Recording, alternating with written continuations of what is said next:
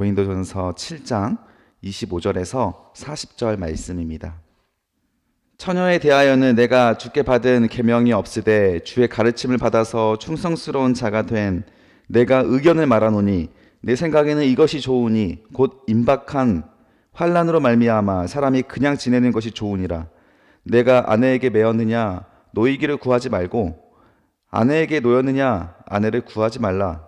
그러나 장가 가도 죄짓는 것이 아니요 처녀가 시집가도 죄짓는 것이 아니로되 이런 일들은 육신에 고난이 있으리니 나는 너희를 아끼노라.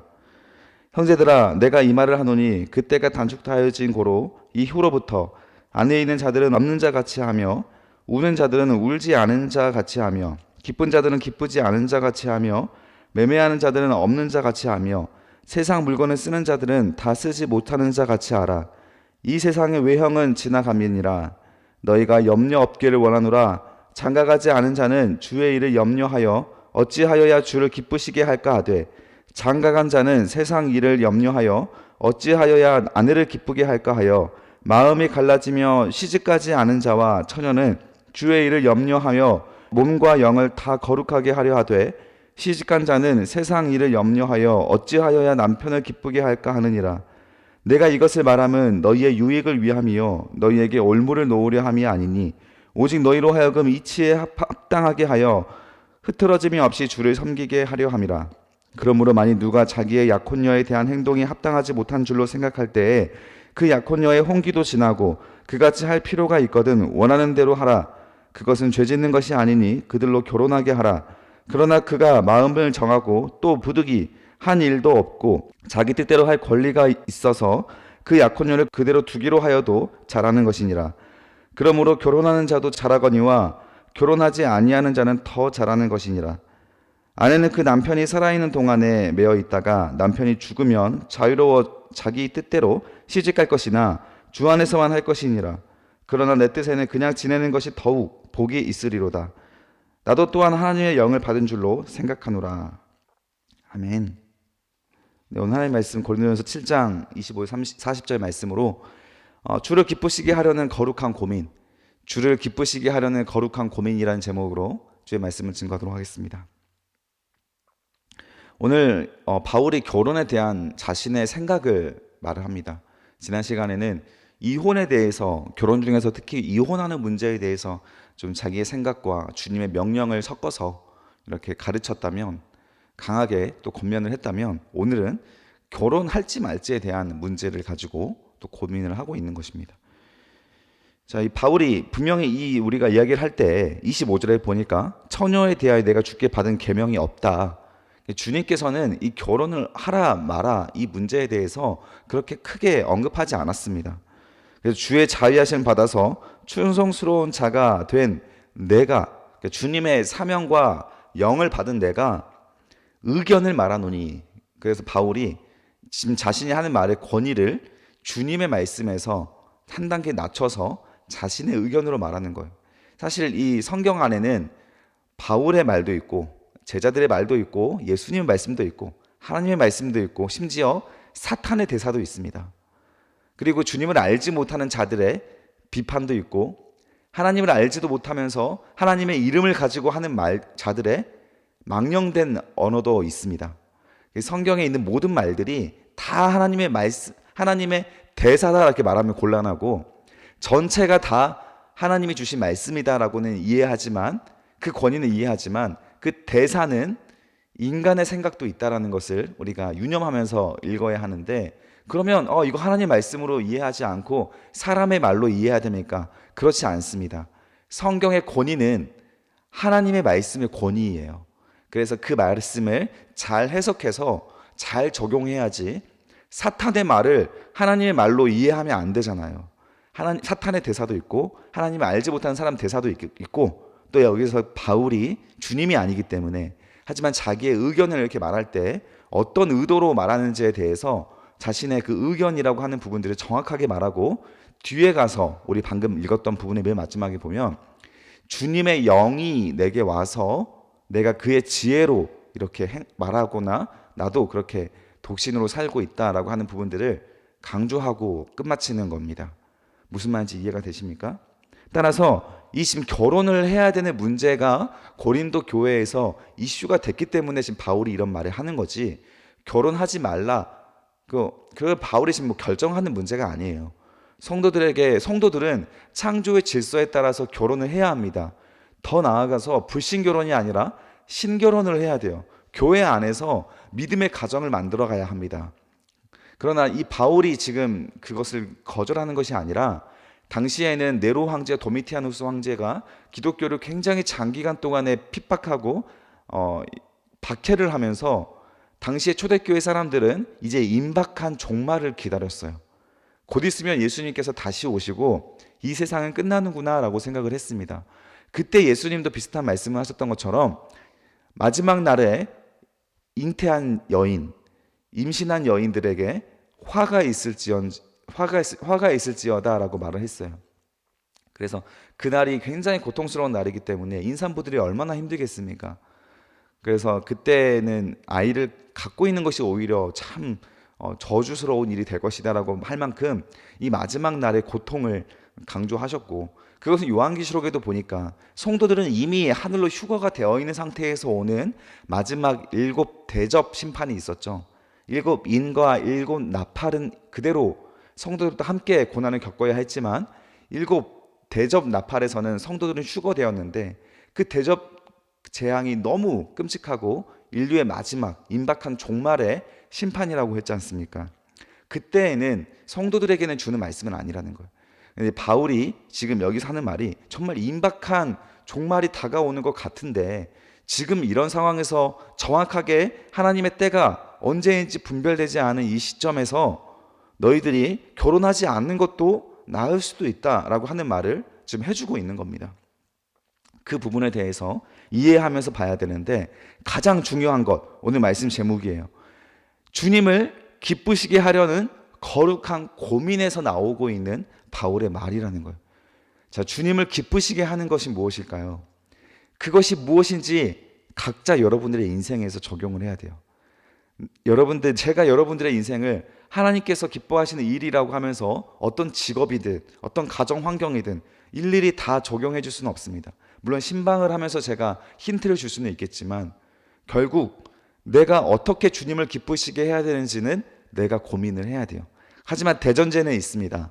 하나님을 사랑하고 두려워하고 죄를 짓지 않으려고 하고 음란을 피하고 또 그 이웃을 사랑하고 용서하고, 이런 대전제는 있지만 더 구체적으로는 각자의 삶의 처지가 다르기 때문에 바울도 했던 말처럼 부르신 처지대로 부르신 처지대로 살아라. 불평하지 말고 있는 자리에서 최선을 다해서 앞으로 나아가라. 이런 말씀을 지난 시간에 나누지 않았습니까?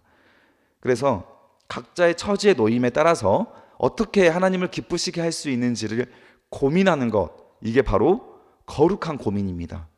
이런 거룩한 고민을 바울이 오늘 결혼 문제, 임박한 종말에 마주하고 있는, 개인적인 종말이나 세상적인 종말에 마주하고 있는 바울과 초대 성도들의 고민이라고 이해하시고 적용하시면 될 수 있는 부분입니다. 26절에 보시면 AD 64년 네로 황제 박해 때 이렇게 있었던 일을 고민을 하고 있는 거예요. 26절에 보겠습니다. 내 생각에는 이것이 좋으니 곧 임박한 환난으로 말미암아 사람이 그냥 지내는 것이 좋으니라. 내 생각에는 이것이 좋으니, 임박한 환난으로 말미암아. 그렇죠? 그냥 지내는 것, 결혼하지 않고 그냥 홀로 지내는 것이 나을 수 있다라고 생각을 한다라는 거예요. 27절에 보니까 내가 내 아내에게 매었느냐 노이기를 구하지 말라. 그래서 이 임박한 환난 때 마가복음 13장 17절에 그날에 아이 벤 자들과 젖먹이 있는 자들에게 화가 있으리로다. 아까 제가 말씀드렸죠. 그래서 대환란 시대가 왔다면 그때에는 임신하지 않는 것이 나을 수도 있다는 것이. 근데 지금은 우리가 대환란 시대가 아니잖아요. 아직은 우리가 평안하게 아이를 낳고 또 신앙생활도 영위할 수 있는 자유의 시대이기 때문에, 근데 정말 이제 임박한 종말이 다가오는 것 같긴 한데 시대를 보니까, 그래도 아직은 우리가 박해가 있지 않기 때문에 지금은 결혼을 해서 최대한 많은 아이를 어렸을 때부터 신앙 교육을 잘 시켜가면서 다니엘처럼 다음 마지막 시대를 준비해가는 사람으로 리더로 키울 그런 의무가 지금은 있습니다. 그래서 지금의 말은 이 바울의 말 그대로 홀로 사는 것이 좋다라고 하는 부분들이 문자 그대로 적용될 수는 없습니다. 시대가 다르니까요. 27절 내가 아내에게 매었느냐 노이기를 구하지 말고 아내에게 노였느냐 아내를 구하지 말라. 세번역으로 보면 아내에게 매었으면 그에게 벗어나려고 하지 마십시오. 그러니까 결혼을 했으면 그러나 아내에게 매었다는 게 뭐예요? 내가 내 인생 가운데 하나님을 위해서 뭔가를 많은 걸 하고 싶은데 아내 때문에 못해. 매인 거잖아요. 그때 어떻게 합니까? 아내를 버리라는 거예요.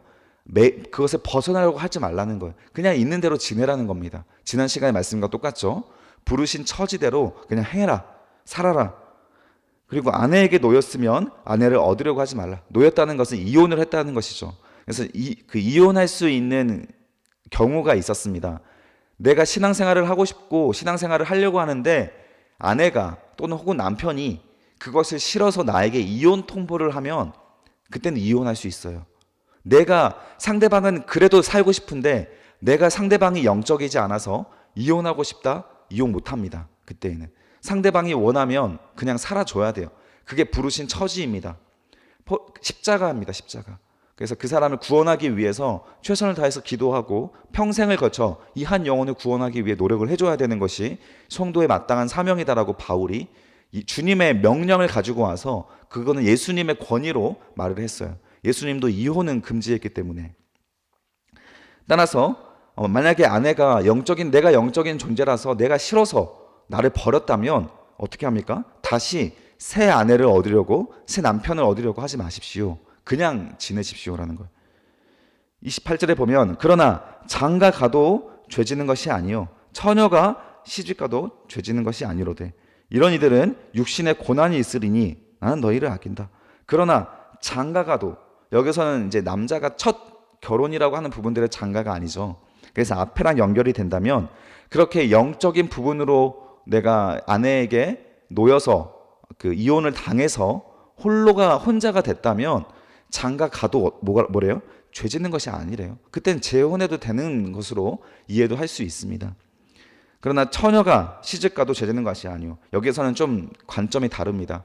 그래서 여성분 같은 경우에는 그냥 과부로 지내는 것이 좋다라는 것을 이 바울의 입장에서는 지금 자신의 의견으로서는 하고 있어요.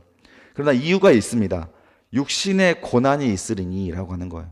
그래서 재혼이나 그렇게 또 그 영적이지 않은 사람들을 만나는 그런 시간들은 육신의 고난이 찾아오는 시간이기 때문에 마음이 살림살이로 인해서 많이 고달프고 지금 임박한 환난 속에서 더 영적으로 깨어서 주님을 바라봐야 될 시점에 많은 시간과 에너지를 거기서 빼앗기기 때문에 라고 하는 거예요. 그래서 나는 그렇게 추천하지 않는다라고 하는 거예요.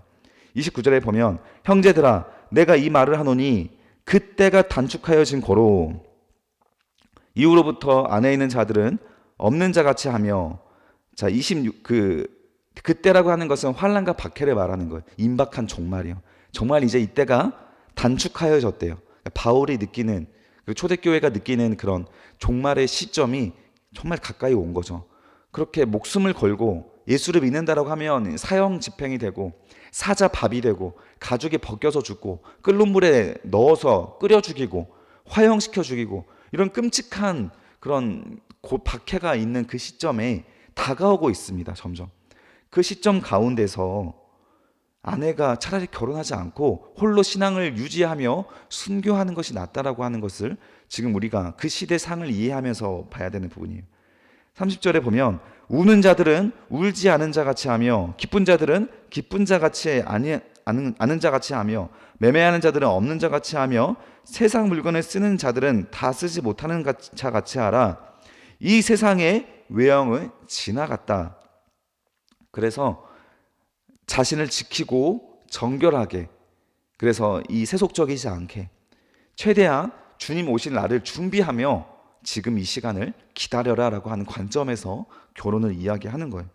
그래서 종말론적인 인생을 살아가고 있는 분들 같은 경우에 참 우리가 마지막을 잘 준비하며 살아가야 할 때 내가 무엇을 지금 집중하고 있어야 되는가에 대해서는 고민할 필요가 있는 것이죠. 이것을 바로 거룩한 고민이라고 부릅니다. 32절입니다. 너희가 염려가 없기를 원하노라. 장가가지 않은 자는 주의 일을 염려하여 어찌하여야 주를 기쁘시게 할까 하되 장가간 자들은 세상 일을 염려하여 어찌하여 내 아내를 기쁘게 할까 하여, 이게 지금 바울의 가장 고민이고, 이거는 우리에게도 적용할 수 있는 고민입니다. 자, 우리가 하나님 앞에 염려가 없어야 하는데 어떤 염려가 생깁니까? 어떻게 해야 주님을 기쁘시게 할까를 고민을 해야 하는 염려가 있는데, 이거는 거룩한 염려죠. 그런데 어떤 염려를 하고 있어요? 어떻게 해야 이 아내를 기쁘게 할까? 아내를 기쁘게 하려면 세상 일에서 열심히 해서 돈도 많이 벌고 가정을 부유하게 해야 되고 이러지 않습니까? 하나님께 집중하지 못하고 내 가정에게 내 마음과 시간을 빼앗기고 하나님을 기쁘시게 할 수 있는 일을 하지 못하게 되는 것을 바울이 가장 경계시킨다라는 거예요. 이걸로 오늘날 우리에게 그대로 적용할 수 있습니다. 지금은 결혼하십시오. 결혼해 해도 되는 시대입니다. 결혼을 해야만 하는 시대예요. 출산율이 이렇게 떨어지고 있을 때 우리가 믿음의 가정들, 그리고 우리 자녀들을 잘 만들어 가야 할 그런 시기입니다. 자, 그때 우리가 해야 될 고민은 내가 어떻게 주님을 위해서 기쁘시게 할 수 있는 방법이 있을까? 자, 그것을 놓치면 안 된다라는 거예요. 너무 이 가정이나 이 아내나 남편이나 이 자녀들에게 마음과 시간을 빼앗겨서 그들을 세상적인 것으로 즐겁게 하기 위하여 달려가고 있다면 그들이 있는 그대로 적용을 해야 될, 회개해야 할 포인트입니다. 그러지 않고 자녀를, 또 이 아내를, 남편을 거룩하게 하나님 안에서 이 신앙 공동체로서 믿음의 명문 가문을 이어가는 그런 사명을 가지고 가정을 이루어 간다면 그것이 하나님을 기쁘시게 하는 고민이고 또 길이 될 수 있겠죠. 그래서 불신결혼이 아니라 같은 믿음의 신앙을 가진 사람들끼리 결혼해야 되는 겁니다. 여러분, 교회 다닌다고 해서 다 신결혼이 아니에요. 다 믿음의 결혼이 아닙니다. 교회 안에서도 알곡과 가라지가 있기 때문에 나는 알곡인지 가라지인지 먼저 구별을 해야 되고, 내가 기꺼이 불신 결혼을 하고자 한다면 나는 아직 가라지일 가능성이 너무 높습니다. 하나님 안에서 거룩한 가정을 만들고자 하는 사명조차 없는 거잖아요. 그러면 왜 내가 신앙생활을 하고 있는지, 나는 누구인지 여기서부터 다시 시작을 해야 되는 것이죠. 그러나 나는 정말 주님을 위해서 헌신하고 주님을 너무 사랑하고 주님을 위해서 모든 것을 할 수 있다라고 각오가 된 준비된 분들은 반드시 불신결혼 말고 신결혼을 하셔서 믿음의 가정을 만들어 가셔야 하나님을 기쁘시게 하는 가정이 될 수가 있습니다. 34절입니다. 마음이 갈라지며 시집가지 않은 자와 처녀는 주의 일을 염려하여 몸과 영을 다 거룩하게 하려 하되, 시집간 자는 세상 일을 염려하여 어찌하여야 남편을 기쁘시게 할까 하느니라. 남편을 기쁘게 할까 하느니라. 같은 말이죠. 마음이 갈라지며 세상 일을 염려하고 주님의 일을 고민하지 않고라는 거예요. 35절. 내가 이것을 너희에게 말함은, 강조 표시해 주세요, 너희의 유익을 위함이다. 너희를 올무에 놓으려 함이 아니라. 우리가 이런 거룩한 고민을 하는 것은 우리를 스트레스를 갖고 우리가 사는데 불행하게 만들기 위한 것이 아니라 우리를 진심으로 하나님 안에서 큰 유익을 누리고 복을 받는 존재로 이끌어가기 위해서 바울이 지금 이런 말을 한다는 것입니다. 그래서 하나님에 대하여 거룩한 고민을 하는 것은 정말 우리가 하나님 앞에 큰 복을 받을 수 있는 유익한 고민입니다. 그래서 어떻게 해야 주님을 기쁘시게 할 수 있는지, 그런 거룩한 고민을 오늘도 반드시 여러분 자리에서 꼭 해보시기를 추천합니다. 그리고 나서 오직 너희로 하여금, 밑줄 그어주세요, 이치에 합당하게 하기 위하여서, 이치에 합당하게 하여 흐트러짐 없이 주님을 섬기게 하기 위함이다. 자, 이치에 합당하게요. 상식적으로 우리가 세속적으로 흐트러지지 않고, 앞뒤가 다르지 않고, 보이는 곳과 은밀한 곳이 다르지 않고, 온전하게 하나님 앞에 주를 섬기게 하기 위하여서, 거룩한 삶을 위하여서 이런 말을 한다라는 거예요. 여러분, 우리는 앞뒤가 얼마나 다릅니까? 남들이 보여지는 곳과 보이지 않는 곳이 얼마나 다릅니까? 여러분, 여기가 지금 오프라인으로 하고 있는 곳이 아니고 온라인으로 이 예배를 하고 있잖아요. 그래서 이 방송이 켜 있을 때와 꺼 있을 때 저의 긴장감은 또 얼마나 다릅니까? 저는 그걸 매일 느낍니다. 매일. 여러분들이 이 앞에 앉아 있다면 좀 더 이 긴장되어야 할 그 행동들이 나오지 않고 퍼질러져요. 이 방송이 꺼진과 동시에 저도 이 보여지는 것과 보여지지 않는 곳에 행동이 너무 다르구나 매일 느낍니다. 매일 느껴요. 그러지 말고 날마다 주님께서 함께하고 있다는 것을 믿으시고 어떻게 해야 주님을 기쁘시게 할 수 있는지, 내가 하는 말과 행동이 다르지 않게 상식적으로, 우리 교회가 지금 상식을 잃어버리지 않았습니까? 최소한 교인이라면, 교회 다니는 사람이라면 나와야 할 발언과 행동과 그 우리의 회의의 결과가 자꾸 불법한 일이 나오면 안 되지 않습니까? 상식적으로. 자꾸 불법이 있습니까? 왜 우리의 언어에는 이 질투와 시기와 분쟁이 있습니까? 상식적으로. 그게 하나님을 향한 우리의 사랑과 고민이 없기 때문에 이런 비상식이 일어나게 되는 거예요. 그래서 이치에 합당하게 흐트러짐 없이 앞과 뒤가 다르지 않게 하나님을 사랑할 수 있는 존재가 되어야만 합니다. 36절입니다. 그러므로 만일 누가 자기의 약혼녀에 대한 행동이 합당하지 못한 줄로 생각할 때에 그 약혼녀의 혼기도 지나고 그같이 할 필요가 있거든 원하는 대로 하라. 그것은 죄 짓는 것이 아니라. 자, 필요가 있거든 원하는 대로 하라. 이 말은 지금 자기 이때에는 결혼을 중매를 섰던 것이 부모님이기 때문에, 결혼을 우리 조선도 그렇게 했죠. 중매로 결혼을 대부분 했기 때문에 그 딸이 홍기가 차서 그냥 결혼해야겠다 싶으면 결혼을 하라는 거예요. 시키라는 거예요. 죄가 아니다. 37절. 그러나 그가 마음을 정하고 부득이한 일도 없고 자기 뜻대로 할 권리가 있어서 그 약혼녀를 그대로 두기로 하여도 잘하는 것이다. 그래서 그냥 결혼하지 않고 혼자 지내도 내가 주님을 향한 뜻을 정했다면 그것도 괜찮아 라는 거예요. 38절. 그러므로 결혼하는 자도 잘하는 거니와, 바울의 의견입니다. 결혼하지 아니하는 자는 더 잘하는 것이다. 이런 임박한 종말이 느껴진다면 결혼하지 않고 지내는 것도 좋다, 이렇게 바울이 말했어요. 그래서 제가 자꾸 지금 결혼을 안 하고 있는지, 나는 지금 임박한 종말을 잘 안 느끼고 있는데 저는 결혼해야 된다고 생각을 합니다.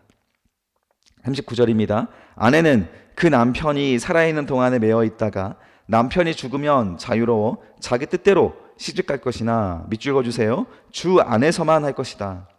과부들의 재혼을 말하고 있죠. 다시 재혼해도 괜찮아요. 괜찮습니다. 그런데 어디서 하라는 겁니까?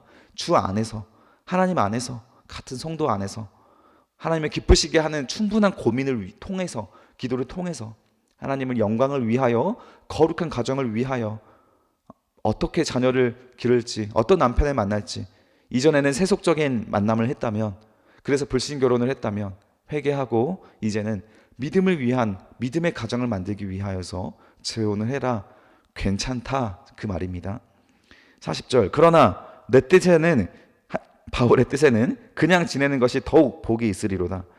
나도 또한 하나님의 영을 받은 줄로 생각하니라. 그래서 바울은 스스로 독신으로 살기로 그렇게 주님의 영을 받아서 결심을 했다라는 것. 왜냐하면 바울은 이제 곧 순교합니다.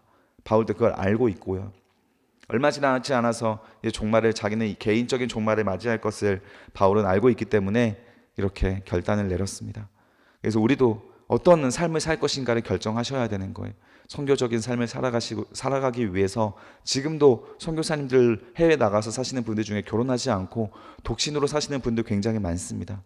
그렇게 뜻을 정해서 과부의 인생, 홀로 독신의 삶을 살아가고자 한다면 그것도 하나님 안에서 복될 수 있습니다. 그러나 지금 여러분 성도님들에게는, 청년들에게는 제가 권면드리기를, 지금 아무도 결혼을 하려고 하지 않은 이 시대 속에서 우리도 그런 세속적인 이유 때문에 결혼하지 않고자 한다면 그것이 오히려 죄가 될 수 있습니다.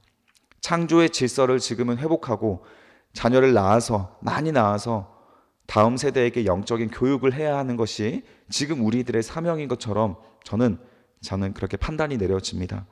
그래서 여러분들 영적으로 기도해 보시고 꼭 거룩한 선택을 하시기를 축복해요. 주님을 기쁘시게 하기 위하여서 결정하십시오. 그 고민 자체가 거룩입니다. 세상과 남다른 고민들, 그런 거룩한 고민으로 여러분 이 시간도 함께 우리 눈을 감고 기도해 보시고 주님의 뜻을 구해보는 시간을 갖도록 하겠습니다. 기도하겠습니다. 살아계신 아버지 하나님, 감사합니다. 오늘도 주님의 뜻에 따라 우리가 하나님 말씀 앞에 섰습니다.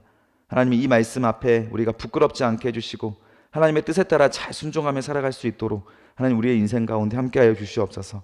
주님 앞에 부끄럽지 않은 인생이 되게 하여 주시고 앞과 뒤가 다르지 않게 해주시고 거룩한 고민을 하며 주님을 기쁘시는 선택을 할 수 있도록 하나님이 함께하여 주시옵소서. 감사드리며 예수님의 이름으로 기도드립니다. 아멘.